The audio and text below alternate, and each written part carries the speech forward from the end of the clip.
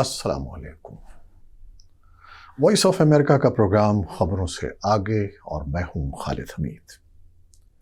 ناظرین، جیسا کہ آپ نے یہ خبر دیکھی ہوگی کہ پاکستان کی نگراں حکومت نے ہمسایہ ملک ایران سے گیس درآمد کرنے کے لیے منصوبے کے پہلے مرحلے کے لیے 80 کلومیٹر طویل گیس پائپ لائن تعمیر کرنے کی منظوری دے دی ہے۔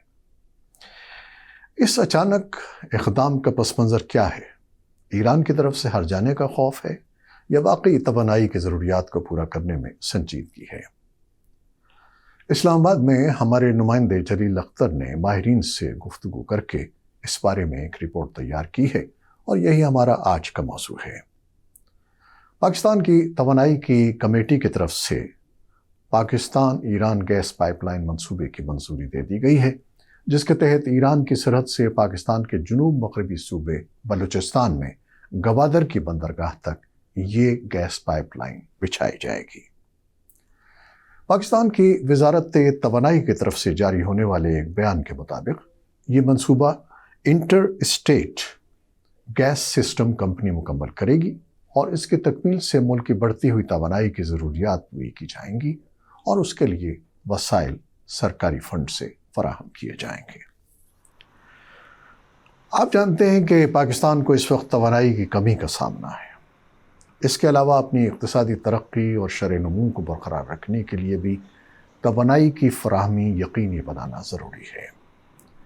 شرمن سیکیورٹی سے وابستہ توانائی کے ماہر فرحان محمود کا کہنا ہے کہ پاکستان کی جانب سے ایران کے ساتھ گیس پائپ لائن کے منصوبے پر کام کرنے کے لیے اس وقت جیو اسٹریٹجک صورتحال سازگار نہیں ہے۔ ان کا کہنا تھا کہ پاکستان پہلے ہی عالمی مالیاتی ادارے IMF سے مزید فنڈنگ حاصل کرنے کا خواہاں ہے، تاہم ان کا خیال ہے کہ پاکستان کی طرف سے گیس پائپ لائن کی تعمیر کا اعلان شاید تہران کو یہ بھروسہ دینا ہے کہ اسلام آباد اب بھی اس منصوبے سے متعلق سنجیدہ ہے تاکہ ایران اس پر ہر جانے کا مطالبہ نہ کرے۔ آپ کو اگر یاد ہو تو Iran Pakistan gas pipeline منصوبہ سن 2013 میں طے پایا تھا، لیکن ایران پر عائد امریکی پابندیوں کی وجہ سے اس منصوبے کی تکمیل کے لیے فریقین کے درمیان طے پانے والی ڈیڈ لائن ختم ہو چکی ہے۔ ایران کی طرف سے ایک بار پھر گیس پائپ لائن منصوبے کی ڈیڈ لائن میں ستمبر سن 2024 کی تاریخ دی گئی ہے۔ بصورت دیگر اطلاعات کے مطابق تہران پاکستان کو متنبہ کر چکا ہے کہ وہ منصوبہ مکمل نہ ہو جانے پر ہر جانے کے لیے بین الاقوامی ثالثی کی عدالت سے رجوع کر سکتا ہے۔ پاکستان کی وزارت پیٹرولیم کے اعلیٰ عہدیدار نے گزشتہ برس سینٹ کی ایک کمیٹی کو آگاہ کیا تھا کہ اگر پاکستان نے سن 2024 کے اواخر تک گیس پائپ لائن تعمیر نہ کی تو پاکستان کو $18 ارب کے جرمانے کا سامنا کرنا پڑ سکتا ہے۔ عہدیدار نے کمیٹی کو یہ بھی بتایا تھا کہ اس معاملے میں امریکہ سے بھی بات چیت کی جا رہی ہے۔ فرحان محمود کہتے ہیں کہ وہ نہیں سمجھتے کہ اس گیس پائپ لائن کی تعمیر میں جلد کوئی پیش رفت ہوگی۔ ان کا کہنا ہے کہ پاکستان کی آنے والی حکومت کی توجہ دیگر اقتصادی چیلنجز پر ہوگی، جن میں عالمی مالیاتی ادارے سے معاملات طے کرنا بھی شامل ہے۔ پاکستان کو IMF کی جانب سے $1.2 ارب قسط حاصل کرنے کے لیے آئندہ ماہ مذاکرات کی توقع ہے۔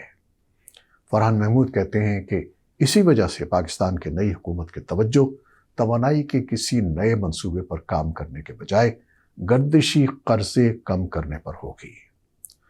انہوں نے کہا کہ پاکستان کو اس وقت توانائی کی اشد ضرورت ہے، جبکہ اس کی مقامی گیس کی پیداوار ہر سال 10% کم ہو رہی ہے۔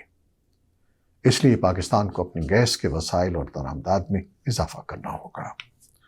ان کے مطابق اس وقت پاکستان کے صنعتی شعبے کو گیس مہنگے داموں مل رہی ہے، اور اگر گیس پائپ لائن بن جاتی ہے تو پاکستان کے صنعتی شعبے کے لیے سستی گیس مل سکتی ہے، کیونکہ LNG کے مقابلے میں گیس پائپ لائن سستی پڑتی ہے۔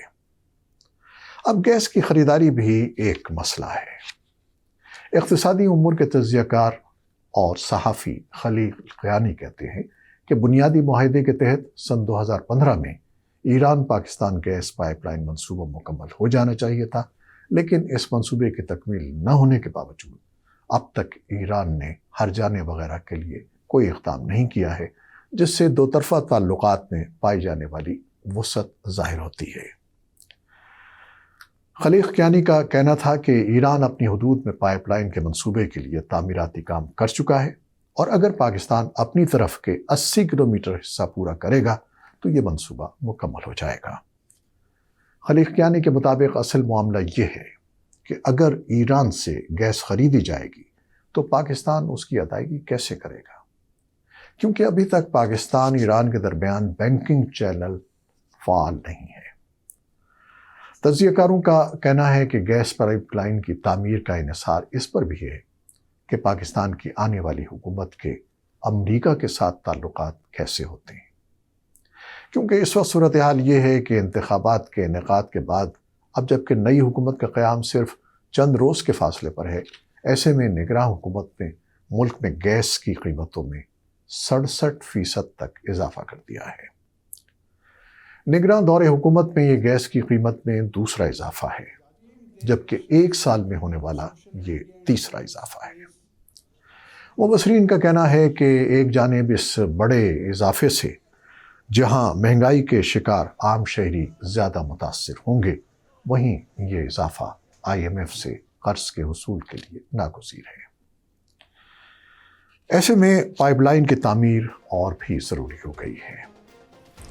ناظرین، آپ کیا سمجھتے ہیں کہ یہ منصوبہ پایہ تکمیل کو پہنچ سکے گا اور لوگوں کو کچھ ریلیف مل سکے گا، یا ملک کے باقی وسائل بھی جرمانے یا IMF کے قرضوں کی ادائیگی میں صرف ہو جائیں گے؟ آپ کی رائے کا انتظار رہے گا۔ اجازت دیجیے، اللہ حافظ۔